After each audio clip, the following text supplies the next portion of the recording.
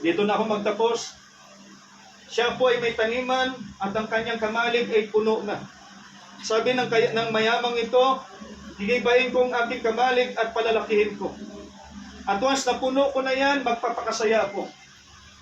Kakain ako, iinom ako hanggang sa ako'y makatulog. Ano sabi ng Panginoon? Thou fool, this night, sabi niya, itong gabing ito, kukunin ko na ang kaluluwa. Para saan ang iyong pinag-iipon?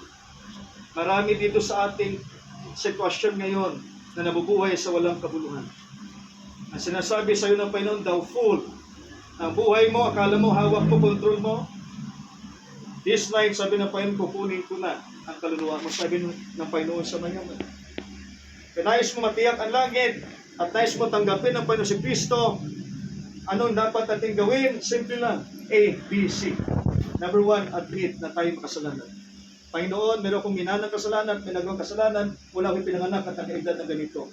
Pangalawa, believe on the Lord Jesus Christ. Believe doon sa ginawa niya sa Cross of Calvary. Hindi mo na kaya pa magpinitensya, magbuhat ng krus.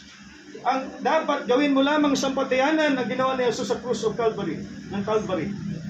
Then, pangatlo, accept Him as your personal Lord and Savior. Si Tatay, I do believe na kinilala niya na tinanggap ng Panginoon sa puso't buhay. Hindi sinabi ng Panginoon, mga minamahal, na tsaka pa lamang si Tatay aakyat ng langit. Nung tinanggap na ng Panginoon ni Tatay ang Panginoon, ang kanyang pangalan ay naisulat na sa aklat ng buhay sa langit. Kaya dumating ang oras sa kanyang kamatayan, sinundo na siya ng Panginoon at ng mga anghel. Thou good and faithful servant, sabi niya, enter thou into the joy of the Lord. Kaya mahalaga na maunawaan natin, ang buhay din natin hawak, hindi natin kontrol. Ang may hawak nito ay walang iba ang Diyos natin. Ito ang pinakauli, ipagpasalamat ang lahat sa Diyos.